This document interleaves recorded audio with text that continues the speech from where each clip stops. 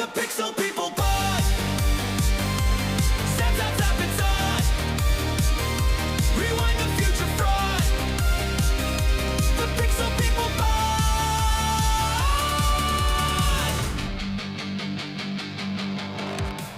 Hello, Pixel People family. This is the Pixel People Pod. Say hello, Jan. Hello, Jan. Chris. Hello, Chris. There you go. So I stole it from Jan today. Pickpocket. Yeah. This week is open mic night, but it's also talking a little bit about 80s vacations and stuff. So before we get to that, we have, as always, Jan's Gnarly News. Here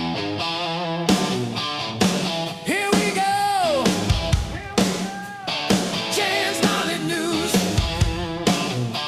Jan's Gnarly News. Hit us with that news, Jan. All right, your June 15th, 1980-something, Jan's Gnarly News. Released June 15th, 1980, Christopher Cross's song, Sailing. That's a good yacht rock song. I heard that today at work. Really? Really? Yeah. What kind of music do y'all play at your work? Is that like yacht rock music stuff? Well, they don't have any music really playing at all. Oh, So, okay. like, in my office, I have my Bluetooth speaker playing. Yeah. So it's whatever I play. So I usually play Sirius XM, and it's a lot of time it is yacht rock. Yeah, that song was made for the term yacht rock.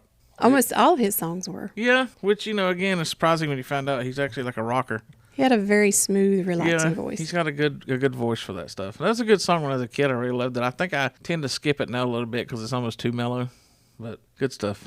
All right, I'm anxious to see if you guys know this one. Next one. Okay. Released June 15th, 1980, the Chipmunk Punk album. Say that 3 times Yeah, fast. no, I've never heard of that. Shockingly, because I've had a lot of chipmunk experience over the last year or so, thanks to the movies and JC. So, strange story. Yeah. But before I get into that story, a few months after June 15th when it was released, it was certified gold. So Oh. it was a pretty big hit. It included covers from The Knack, Blondie, Tom Petty, Queen, Billy Joel, sorry, wrong Billy, That's better than Billy and Eilish. The Cars.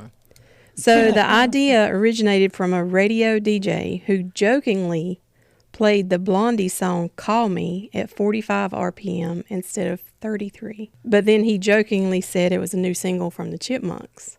Well, people went crazy and Yeah. loved it. It kept getting requested, and he played it again. So it eventually turned into all these other bands and acts doing Chipmunk songs. Well, that brings up a timeless thing that we'll understand, but our kids and grandkids won't. I know both of you done this, just like I have back in the day. On your record player, you'd be listening to a record, and then you turn it to 45, just listen to the guy sing fast. Back in the day, you remember that? Oh, yeah. I do. Yeah, I that do. was a lot of fun. And everything did sound like the Chipmunks, which I imagine that's how they came about anyway. The guy just sang the song regular and sped it up. But, yeah, that's pretty funny. Don't know if I want to hear Blondie and them as Chipmunks, but, What about Tom Petty? That'd be yeah. awesome. Yeah. I really want to listen to that album now. It Well, might be I'm on sure it's on- Spotify. It's probably on Spotify or Apple Yeah. Music or something. Yeah, we'll look it up Chipmunk later. You can buy it off eBay, I'm sure. Oh, yeah. I wonder if it was a real record, like a real vinyl pressed record. That probably not because, well, I guess they had to if it was I guess they had to. But you'd have to get all the people on the same record label because back then if you were getting, Tom Petty was on a different label than like the Cars or Blondie, it'd probably been hard to put together although K-Tel did it, so maybe it was a lot easier back then. It's hard to do that now, but maybe it was easier back then. Record labels were more open to sharing. Maybe so. Yep. We're going to look it up. We're going to see if we can listen to it. Yep. We'll report back. Okay, yeah. Released June 15th, 1981, Duran Duran's debut album, Duran Duran. Duran Duran. Duran Duran. They did a lot to come up with the title of that album. know. That's crazy. Jan hates how I call him Duran Duran. That's not how you say it. Duran Duran. Duran Duran. Yeah, is how Duran you say Duran. it. Duran Duran. Duran Duran. That album had Girls on Film, Planet Earth, and Careless Memories. Yeah. I like Girls Girls on on Film. Film. Girl Oh on my Film, gosh, yeah. what a Oh, song. the song? Yeah, Yes. that's good too. Yeah. Such a great It's a song. good video. Yeah, they were a good. They were a Yeah, band. they were great in They the were a 80s. band that were like a pop band with a little rock tinge, but you could still, as a rocker, enjoy them without people like bagging on you. Even like rockers were like them. They wasn't like really they were a crossover. Simon Le Bon. Yep. There was a Which- guy in my high school, he was a couple years older than me, just worshiped Duran Duran and worshiped Simon Le Bon. And when he ordered his class ring, Yeah. he had Simon Le Bon's name put on it. Seriously? Seriously. That's crazy. Yep. We'll have a good story about Simon Le Bon coming up in July when we do the Live Aid 41 anniversary episode. There's a great thing that happened to him at Live Aid that we'll talk about. It's funny. Okay. So, it's stuck with him for 41 years. And it's not the clap, it's something else. He sang like a chipmunk? No, but he did have a Okay. vocal problem. Okay. June 15th, 1982, Steve Miller Band released the 12th studio album, Abracadabra. That was his last hit. I don't know. Man, I used to love Steve Miller Band, but I can't. I skip every song. Really? Yes. I still like Abracadabra. That's the one I don't skip. Yeah. That last I one. guess if it came on one of my 80s mixes, I might not skip that one, but Jungle Love, Big Old Jet Airliner, The Joker, which we used to play in the band, and Well, his greatest hits is one of the biggest selling albums is. of all time. Yeah, I know. And I don't know anybody that owns a single Steve Miller album. I know. They all own the greatest hits. yeah, true. This album had 4 singles released: Cool Magic, Keeps Me Wondering Why, and Give It Up. And the 4th one being Abracadabra, which was the highest charted at number 1. There was a couple of bands like that. Him and I Know America was the ones that were huge in the 70s and then had and the Kinks too. I think they had Come Dancing. Had one last grass hit in the 80s. What about Bread? I think they were all 70s though, weren't they? I'll have to look I that might up. have to look that up. We ain't Now done I'm wondering. we ain't done an errors and omissions in a while, so we'll put that in next week. You know, some of them bands just had one last hit in the 80s, and it was there they go. Even like ELO, Don't Bring Me Down, I'm pretty sure that was the 80s. June 15th, 1983, Don Felder released his first solo album, Airborne. Okay, he's got a great story, but he never had a great solo career, really. He liked to work with other people and stuff. He didn't put out many albums, apparently. And this one didn't have any hits on it, but he did have, and me and my brother-in-law years ago talked about this, when the Eagles, they put out their, Chris, have you seen that? Have we talked about this? You've talked about this. You haven't seen that Eagles documentary yet, have you? No. They just lived, Don Henley and Glenn Fry lived to rip into him on that thing. And he's on it. They let him, be a part of it. But they were acting like he can't sing. It's like, well, we had to cover. He was the weak link in the band. He put out the best, besides Boys of Summer, which Don Henley didn't write. He put out the best song the Eagles ever put out solo, and that was Heavy Metal from the Heavy Metal soundtrack. Don Felder. Don Henley and him couldn't touch that song. That's a great song. He might only had one hit song, but it was better than anything they ever did, I think.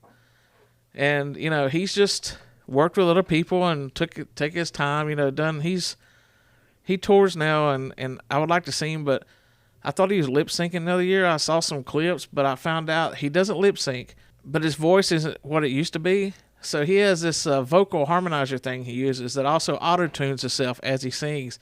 So he sings. That's what I need. Yeah, he sings live, but it's going through a processor that actually fixes any bad notes and makes him sound, but he sounds almost robotic. I wish he'd just sing, and if you miss a note, miss a note.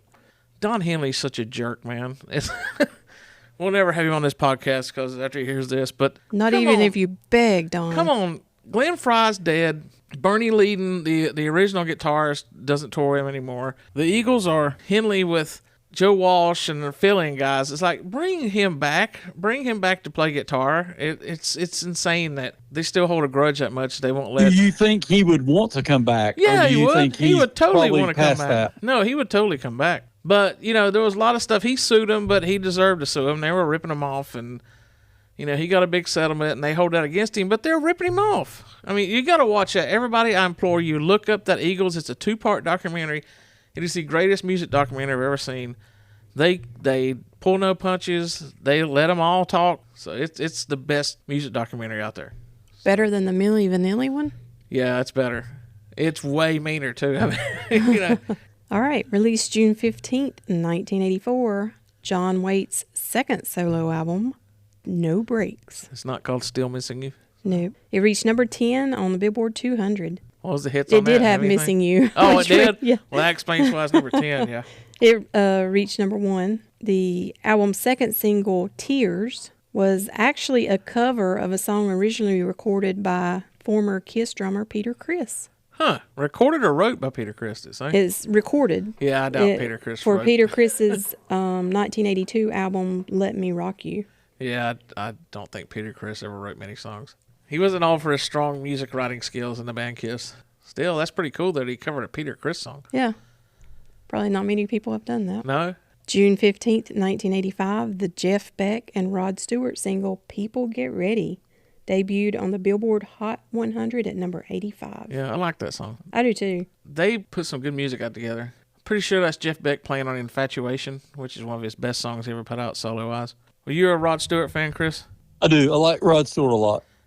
He's a great singer, great entertainer. I mean, I just think he was awesome. He's in the Rolling Stones like the world of the Stones, you know, because him and Ronnie Wood and Keith used to go out and play with him and Ronnie Wood when they were toured.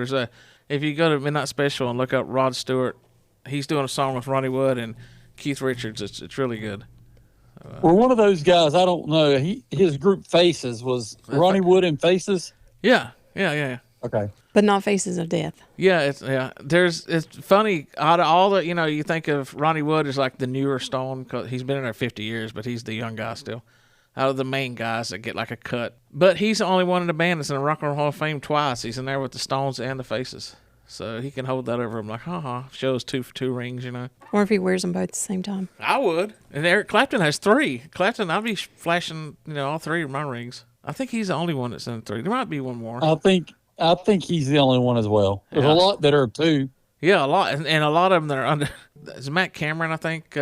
Matt Cameron, who's in with Soundgarden and Pearl Jam, both. Even though he really didn't play any of Pearl Jam's big records, Some people. I saw the other day that Josh Klinghoffer, I think's his name, is in the Rock and Roll Hall of Fame with I forgot about that, with Red Hot Chili Peppers. He was griping the other day that they don't play the songs he wrote. He was in there for like 10 years in like the 2005 to like 2015 or 16 or something like that.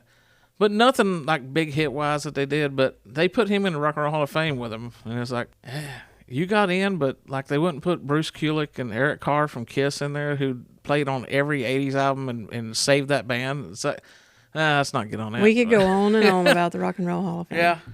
All right, released June 15th, 1986, Berlin's Take My Breath Away, the love theme from Top Gun. Yep.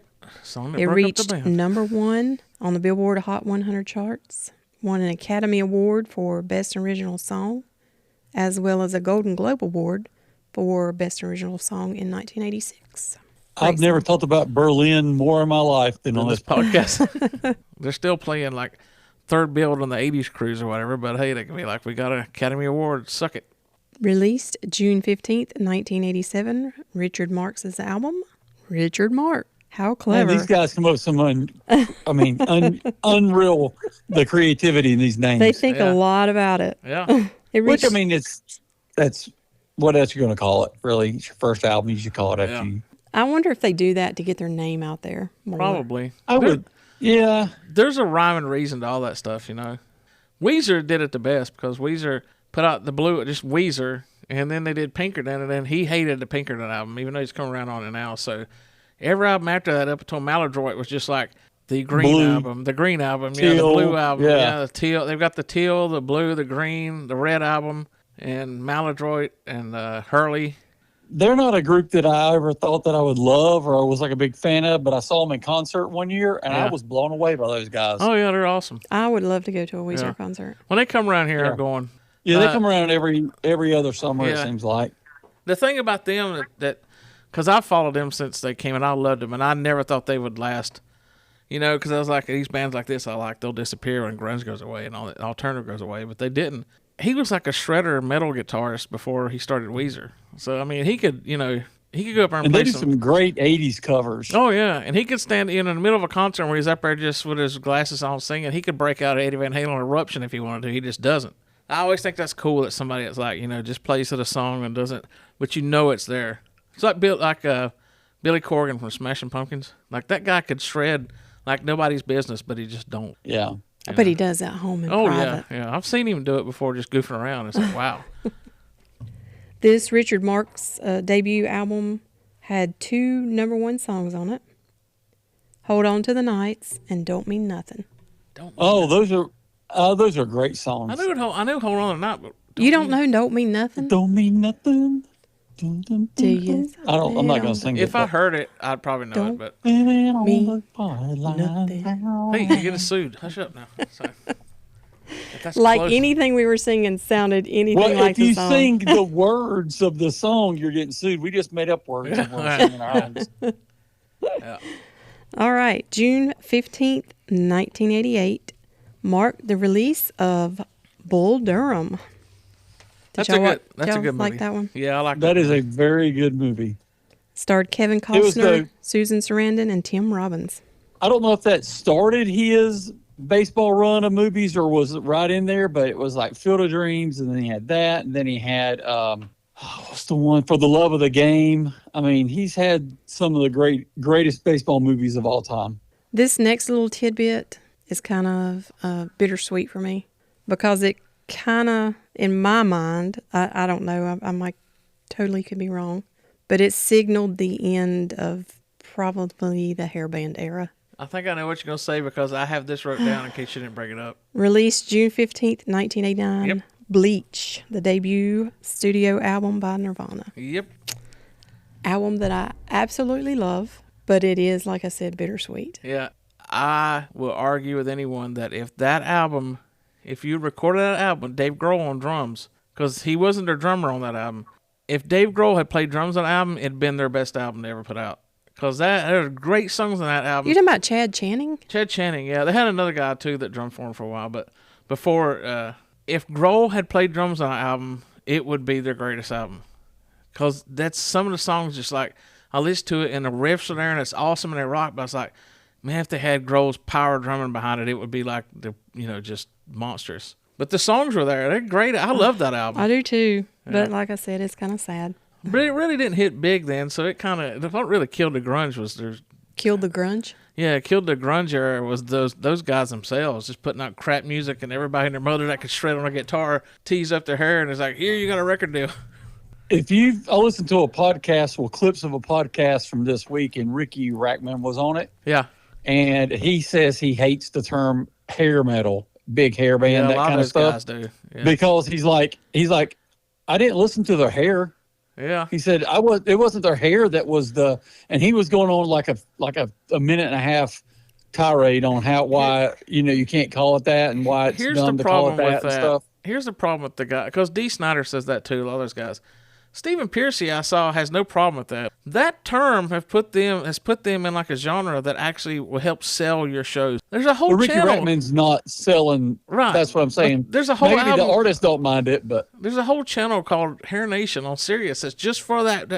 If they didn't have the hairband genre, that wouldn't be a station. It'd just be tied in with some other channels, lost in the mix. You get, the term hair metal has sold a lot of records for those guys. Some of them, like say Rackman, who I hope one day to get on this podcast since he lives in North Carolina. We're going to start working on getting him on this podcast. Come on, Ricky. I mean, I get it, but if people like Stephen Piercy be like, it don't bother me. Dee Snider is like an old man screaming at the clouds now, though. He's ripping on cover bands now, and he just, he's retired now, so he just wants to gripe and argue. Is that what we have to look forward to? Yeah.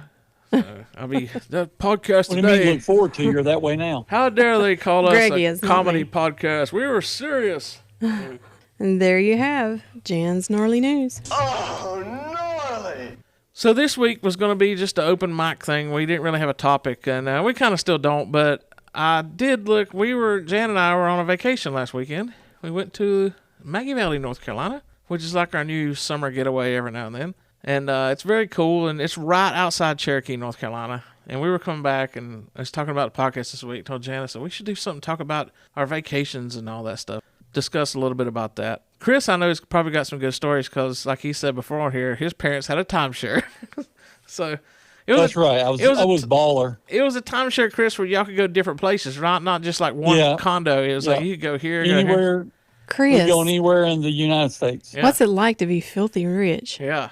Probably like it was not to have air conditioning or a TV in my house or anything like Jan grew up with. Yeah. My parents still don't use air conditioning. Yeah. Yeah. What they do too. No, they do not. don't. No, they don't. They have it. They but don't have an AC unit. yes, in their house. No. they do, but they don't. They rarely They have turn it on. one window unit in the kitchen, and when it's 100 degrees, and we're there on Sundays, and everybody begs, she'll turn it on. But they're just so used to not having it, they don't miss it. Which is funny because in the 83, 84, my grandfather sold the family farm. He had a big, huge spread, apple orchard, grape vineyard, sold all that stuff. It was an awesome farm. And my grandmother died, and he had just retired. They were going to travel and all this stuff, and she passed away like right after he retired, and he just could not stay on the farm anymore. So he sold it and bought a little single wide trailer and put it at the end of our driveway. And he never had air conditioning in his house at the farm. So he bought that trailer, and there was just 2 huge oak trees at the end of our road, and he put the trailer underneath it, and it was like, I don't need air conditioning. Because I think it was like then it was only like $1,200 extra on that thing to have central air put in it. He's like, and I remember my mom telling him back then, because we had window unit in our house then, we didn't have central air yet. This was, early 80s. And she goes, you need air conditioning. He says, I do not. I never had it before. I don't need it now. I got these trees. Well, that trailer had a tin roof on it, like a metal roof. And the first year he was in that house that summer, he burned up. I remember him going, all right. And like the next year he had a window unit in that thing, just blasted, kept it ice cold in there. I always laughed at him because he was like, I don't need that. But he went his whole life without it. You don't really, Yeah. A lot of people are still like that. But I think as you get older, my mom and dad are the same way. They have central air in their house. But we burn up when we're up there in their house because they keep it like 74. That's all you need. That's in the 70s. Like, it's burning up in this house. Well, when it's 95 degrees outside, 74 feels good. Yeah, but 68 to 70 feels a lot better. So, Chris, give us just to throw us out one of your favorite trips you took back when you were a kid, like something wild that happened or a trip you took. I tell this story to everybody, and they do not believe me, and I'll go down for the rest of my life telling you this story is 100% authentic. No lie. We were going to go to Disney World back when I was a teenager, and we were staying at a timeshare in Orlando, outside of Orlando. Yeah. And we pull up. My dad was a truck driver, so my dad was all over the country, never met a stranger, that kind of guy. We pull up, and we're waiting to check in, and there's a big gathering of people. Well, my dad is like, those people on the Hickory Bubble. Hey, what happened today on 321? Yeah. So he goes, hey, what's going on over here? So he walks over to this crowd, and he starts talking to these people. And me and my mom and my brother were sitting there waiting. He goes back over, and he goes, hey, come on. He goes, well, I go, why? He goes, we're going over to this party with these people. I'm like, what? And I'm embarrassed because I'm like 13 years old. Yeah. And he's like, yeah. And then we come to find out, this was a family reunion, or like a reunion of people with the last name Sisk at this same resort that we were at. That's wild. Walked over, and it was like, hey, yeah, we're all blah, blah, blah, and talked this whole thing. And I'm like the most embarrassed that I could ever be. Like, what is going on? What is my dad doing to us? But that was cool because we could go to places like, we could go to Orlando, we could go to Missouri, we could go to California, we could go wherever. And all we had to do was get there because we had the 4th of July week, because my parents were both in the industry where everybody closed down 4th of July, both furniture related. So we went all the time 4th of July week. And we would go everywhere. And my dad was like, they just had to book it like in January of that year. So we would always plan our family vacations like in January, February at the latest. And if we didn't want to do anything, we just went to Myrtle Beach, at North Myrtle Beach, and that's where we were at. So we were always either at the beach, or we went to Orlando. We went to like Virginia, to like not Richmond, but like another one of those places in Virginia. It's just all kinds of stuff, but it was always back to North Myrtle. Was always seemed like our home base because that's where the timeshare was, the original timeshare. So that's kind of was us. In the movie of the Pixel People Pod, where we reenact the scene of you and finding out that when y'all leave that party, 2 hours later, another trucker pulls up, and they come up, and he goes, my name's Bob Smith. They go, hey, we're having a Smith reunion. Yeah, and it turns funny, out yeah. Either that or you weren't there. Either that or it's going, I know, I've got Sisk in me. So I know. Yeah, my grandfather, I was just telling him about, was a Sisk. So yeah. We didn't have anything like that. But, Jan, you got to tell your vacation story. Jan's got a great vacation story. Our one and only vacation. Chris, that's what I was going to say. Her only vacation. She's going to tell that story, Chris, and you're going to drop the phone like I give up. Like I can't, because just wait till you hear this. It was the only time I had left North Carolina in my life until I was 16. I was in elementary school, and they decided that we were going to drive to Charleston, but not get a hotel. We drove my daddy's truck, put the camper on the back, and we all had to sleep in the camper. And my mom took all the food that we were going to eat for that weekend. It was just a weekend trip. She took all the food with us in coolers, and then we had beds in the back of the camper, And we spent the day on the beach, everybody climbing in and out of the truck. So when it was nighttime, ready to go to bed, who got the end bed? Me, with all the sand on it. I was miserable. I was absolutely miserable. All this sand that I had to sleep in. On top of it, my dad got food poisoning from the turkey that my mom had brought down and was puking all day. And she got in the driver's seat, drove us home that night. So we got one day at the beach, and they drove us home through the night, and we were back home the next morning. So that was my one and only beach trip. You're never going to forget it. That was the whole point. It was, you always will remember that. But, did you not think that's... On top of it, when we got there, we were riding Main Street, Charleston, through the old streets. Yeah. My dad's truck broke down in the middle of Charleston. And I can still remember the people honking their horns and yelling. And, it was so humiliating. Did they spray paint honky lips on the side of your truck? That's right. We actually went on, when my kids were little, we went on a vacation to Charleston. We went to Edisto Island, South Carolina, which is about 30 minutes outside of Charleston. Yeah. And actually, talking about car broke down, my car I was driving, the alternator went out on my car I was driving while we were on vacation. So that part of the world's not good for vacation cars. The only other trips I had to the beach before I was probably 17, 18, I think my aunt and uncle felt sorry for me and let me go to Murrells Inlet with them, which is also on the South Carolina coast. I think I was 13, I think. It's a fancy place there, isn't it? Yeah, it was nice. It was really Well, nice. Jan's rich, so don't let her fool you. That was my aunt and uncle. Money. Her aunt and uncle rich. Yeah. I don't have any crazy stories I had as a kid, but just my favorite stories were before we started going to Oak Island, where my best friend and I grew up. My best friend, his dad was my dad's best friend. He still lived right across the road from us here. And Eric Sane, he listens. Hello, Eric. Hey, Eric. When they got their beach house at Oak Island in the early 80s, we spent 3 or 4 times a year with them at their beach house, Oak Island. We still go to that house at Oak Island. But before that, in the 70s, when I was younger, 8, 9 years old, we would just pick up on a Thursday. Dad would get off work, come home at 5 o'clock. We'd pile in our Maverick that had no air conditioning and with vinyl seats and drive through Charlotte, North Carolina on Independence. It's the only way you get through there. Yep. 6.5 hours to the beach, to Myrtle Beach. Stop at the only Krispy Kreme, it seemed Krispy like. Kreme. And the only one within 50 miles was the one in Charlotte on Independence. Get 2 dozen donuts, drive to Myrtle Beach, get down there at 11:30 at night, and literally my dad would drive around. This is not North Myrtle. This is South Myrtle. This is the, what's now, roll them up, because you're afraid you're going to get shot. Kids, you noticing all this plate?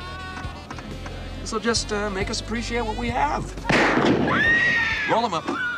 We would drive around until we saw a sign that said vacancy. They had the neon signs out there that said no vacancy, vacancy. And Dad pull up and, all right, this is the place we're staying. He'd pay for the room and we'd pile into some motel. Old right motel. There. Yeah. That was the coolest thing ever. But Myrtle Beach was fun back then. And I looked up. I love Myrtle. Which is funny about that is 'cause I looked up some stats since I knew we'd be talking a little bit about this. And, looking online, I was... How many people get food poisoning from turkey? Yeah. So just one. Now I was on Google, I was asking what were, the 80s hot spots for vacations. And what I really want to know is the percentage of people that vacationed in the 80s. Because that's something you don't think about. You think everybody does, but not everybody vacations, What I found out was in the 1980s, roughly 48 to 55% of American families took at least one major vacation or long-distance pleasure trip per year. These are from the Bureau of Labor Statistics and the U.S. Travel Data Center, so these are real stats. It was considered a high-priority luxury in the 80s. In marketing and consumer studies tracking the early 80s, Americans consistently ranked vacationing as their number one luxury priority, placing it ahead of expensive dining, luxury cars, or major home appliances. So, that was people, we're going to vacation.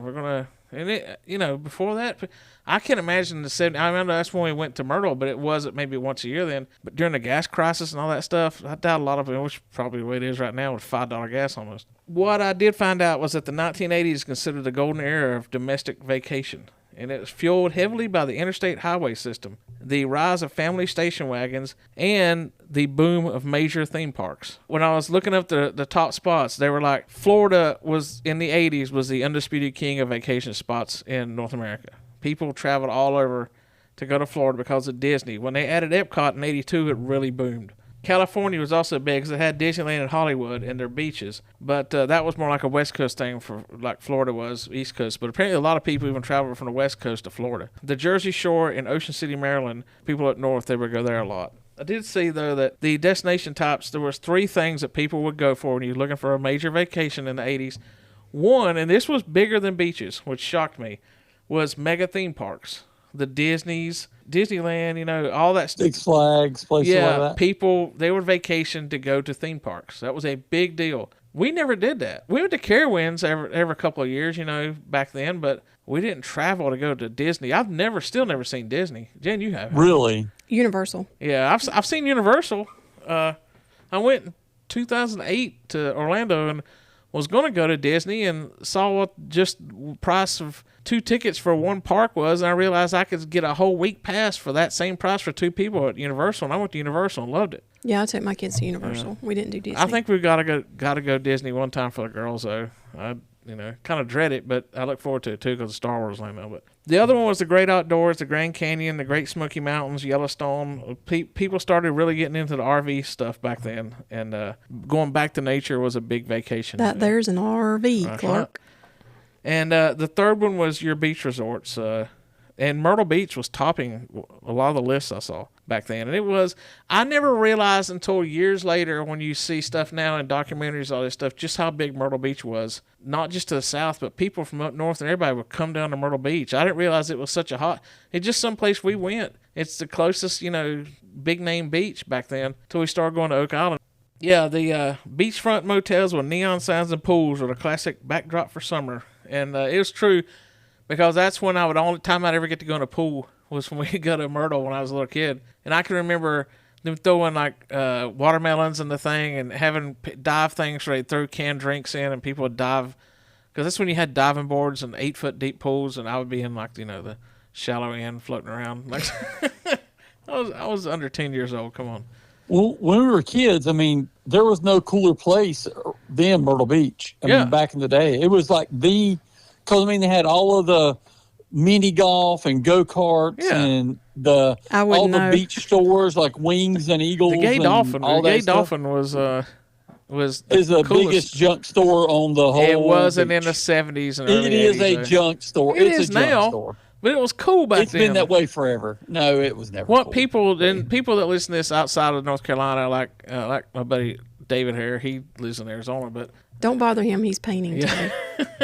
They just don't realize how big Myrtle Beach was back then. When he was a kid, they had a pavilion, which was you could be down at Myrtle Beach. And I love the pavilion. It was basically a fair. So he had a Ferris wheel, roller coaster. It's when I see stuff now, the best thing ever is go find. Don't do it when your kids are around because there's a scene in it that is so wrong but so hilarious. Find the Jersey Shore episode of It's Always Sunny in Philadelphia, and they're remembering how cool the Jersey Shore was when they were kids, and that's what Myrtle was, and Myrtle's kind of fallen into where the Jersey Shore is now.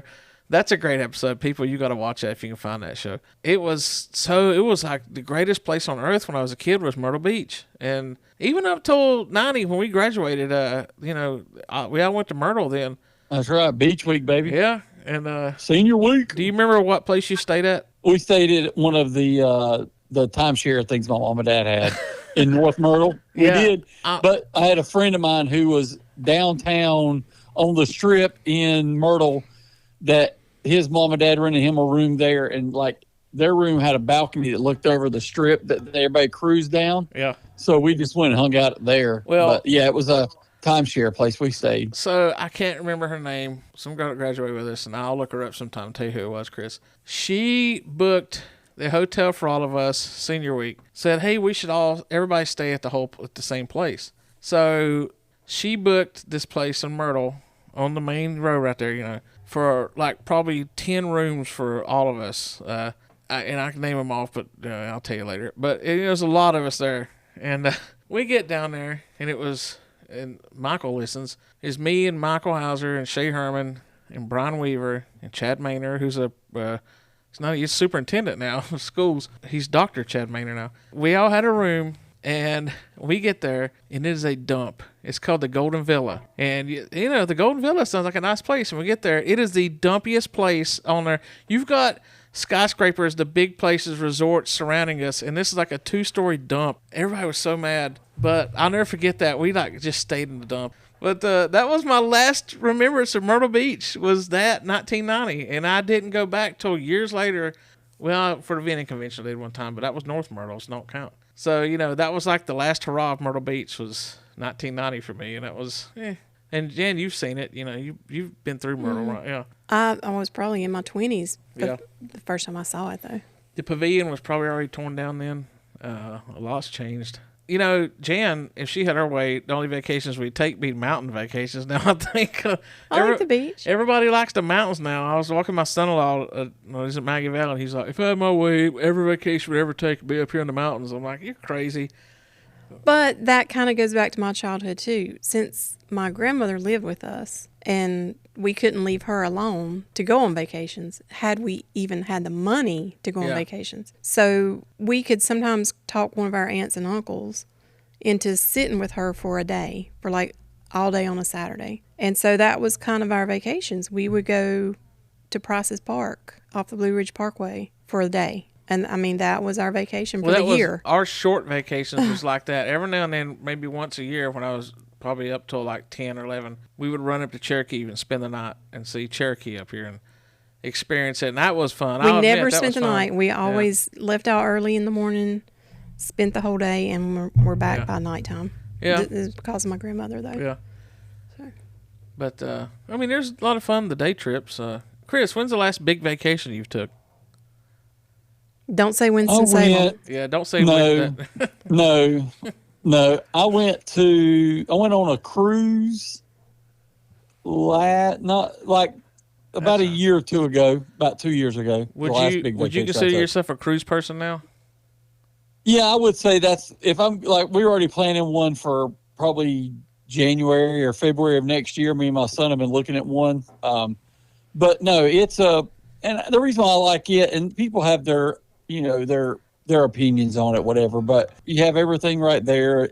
You get to your food, your entertainment, your destination places. There's always something to do. It's just such a nice way. And then like my grandkids went with us, and they have an entire whole on-board adventure thing for the kids where you go sign them in, and then they've got people who are basically like camp counselors that spend the whole day with them and stuff and stuff. And it's just a good way for everybody to get to have a little bit of fun and enjoy some stuff maybe you wouldn't normally do. Jan and I are on a stalemate when it comes to cruises because the only way you should do a cruise is if the grandkids and Johnsy and Chris get to go with us. And I want to go on a cruise on like the Monsters of Rock cruise or one of these themed cruises. The kids aren't going on the Monsters of Rock cruise, but I really want to go on one of those where just bands are playing all day and you can pick and see who you want to play and go back and do something else. And that's why you go to the music festivals for that. I don't want to drive and all that stuff in the heat. At least on a cruise, if I got tired of somebody, I'd go back to my room and take a nap for a little bit and then walk back out there.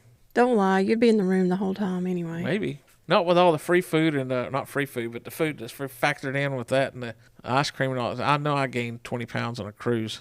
I know somebody that went years ago told me, said, "Oh, it's great, man. You can just call 2 a.m, order pizza, and bring it right to your room. It's already paid for." I'm like, that sounds like my kind of trip. Yeah, the thing is, I know we're not talking about cruising and stuff, but it's a vacation. Like when you do that, especially if you go with your family, of course, but if you go with a group of friends who are just friends you have outside of your family, and you just get to go spend a week, 5-7 days with those people. And it's just the opportunity to just check out of every mundane, task you have in life and just check in. And for 5 days, it's just about forgetting everything and having a good time. Well, that's another thing about a cruise that me and Jan be a stalemate on, because I got a feeling, see, if I had my way on a cruise, I ain't getting off at any of those stops. I could care less. But I know Jam would want to be like, let's get off and see a little bit of the local stuff. I know it's just a touristy trip. I would just soon stay on the boat. No. I'm with Jan on that one. I would rather be on the boat where all the people are off, and I've got the boat to, a lot less people on it, and not being jumped by every local trying to sell their tchotchkes to me for every, triple. Man, Jan, it sounds like loads of fun whenever you go out of town somewhere. I'm telling you, he would be in the room the entire time. Yeah, I'm enjoying the television and chilling. So where it was last week, I would take turns from sitting on the river. Everybody's tumbling, and I would. He went from sitting on the riverbank to sitting on the couch. Yeah. Sitting on the riverbank, sitting on the couch. I would go back in for a while when it got too hot. Then I go and back out. I thought, he's going to be out here listening to the wonderful sounds of this river. It just sounds so great with the ducks and the birds and the swooshing water. And I look up, and he's got his earbuds in. Yeah, listen to Grateful Dead. Yeah, listen to Grateful Dead concerts all weekend and I can enjoy the nature with some Dead in my ear. That's good. That to me, that's the beauty of nature is music. I was The at peace. river was making the music. I can hear water. I got a sound app on my phone for that too. Actually, that's what I was doing. I had my river sound effect playing in my ear. I don't think so. So anyway, yeah, that'll do it on this week's episode. We just, say this is a Pixel People Talk episode. We didn't really have a topic. Turned out we did, but think about it. People, leave us some comments on your favorite vacations and stuff. I know. Well, I wasn't finished talking to Chris about this. Okay, keep because he's talking. Mr. Travel. What you got? Okay. He's Mr. Travel in the 80s. Yeah. And I was Miss Stay at Home in the 80s. I know you liked that trip where you got to see all the other people with your last name. But did you not have any other trips of any other places that y'all went that stood out? It was mainly like we were always at Myrtle Beach. That was always the thing because that was the big, and it was always 4th of July week. So the one cool thing about our timeshare was it was a high-rise place, and we were on the beach, and we would go sit down on the beach. And 4th of July, it depended on when the 4th fell, anyway, that's a whole another thing. Yeah. But for a couple of days, but the day before, the day of, and the day after, every Tom, Dick, and Harry who went to the fireworks store bought fireworks, and we're sitting on the beach shooting them off. Yeah. So you're sitting there just watching all these fireworks for 4 hours. We're just fireworks every night. Boom, boom, boom, boom. That kind of thing, just those things, but tons of mini golf. We would always have in family tournaments and stuff, just stuff like that. But y'all didn't just really go more out of state or out of North or South Carolina? Yeah, we went Florida, Virginia. We went to Missouri. We didn't go any West Coast place because that's too far to drive, and my mom and dad weren't paying for airline flights. Yeah. But it's funny, though, you say that because I'm sitting here laughing at myself because when Jan got married, her husband worked in furniture. First marriage. Your first marriage. Yeah, well, yeah. Let's say, who'd you get married to? I know. People know that. Your first marriage, yeah, which is great. One day we're going to have a podcast on the story. So, so his father had a beach house at Oak Island where we still go. Not at that house, though, but Jan always said, y'all went a lot. You made up in the 90s for missing out. Oh, I did make up for missing out in the 80s. Practically lived half the year at the beach in the 90s. Yeah, pretty much. You would especially go the week of the 4th, right? Because that's what he worked in furniture. And the week of Christmas. That was it. On the week of the furniture week, every July 4th, every furniture place always shut down, and they shut down the week of Christmas. Chris, your parents worked in that. Your mom did. Your dad was a trucker.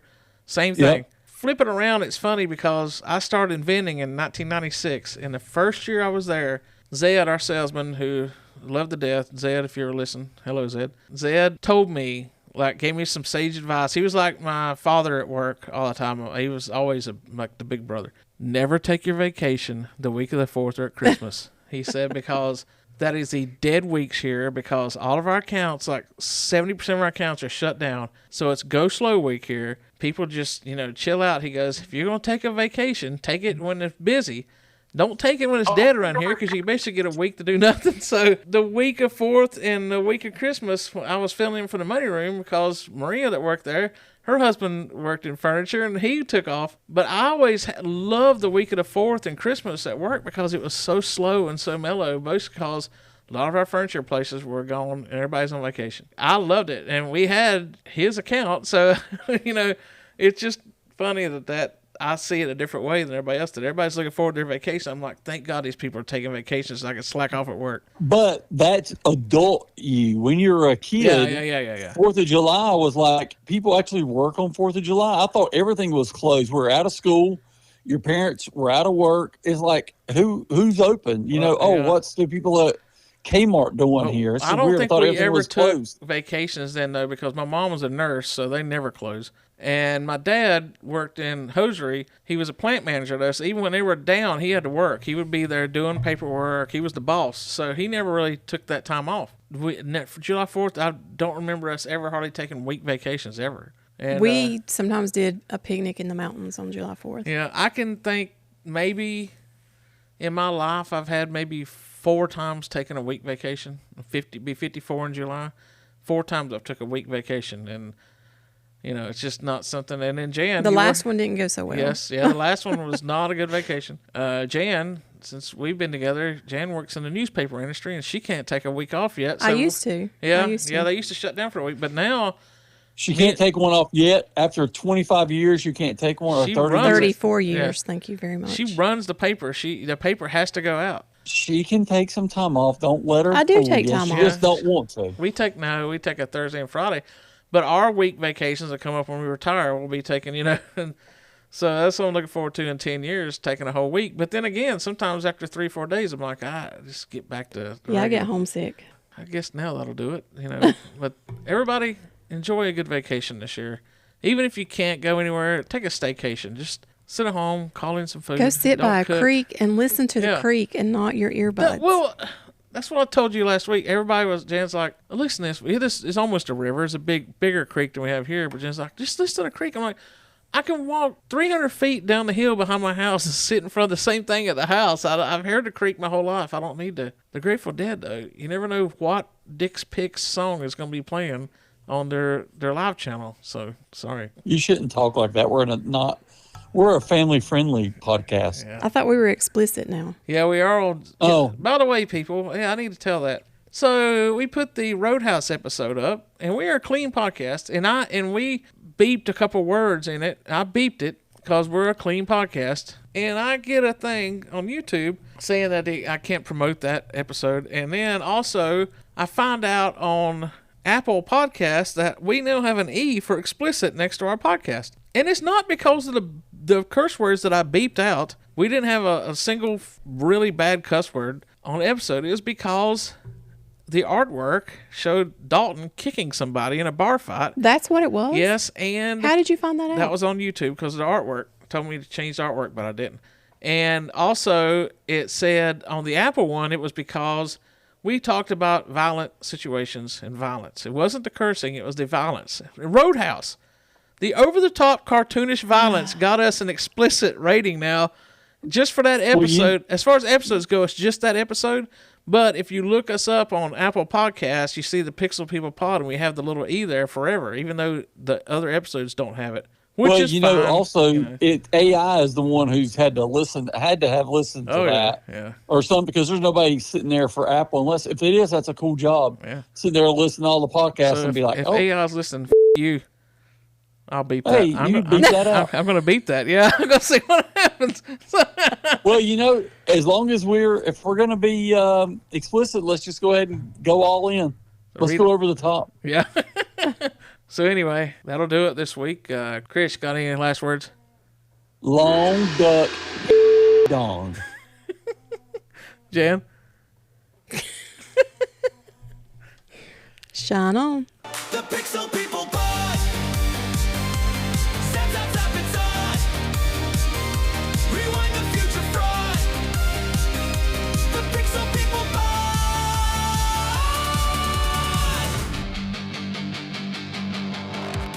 Thank you for coming to our podcast.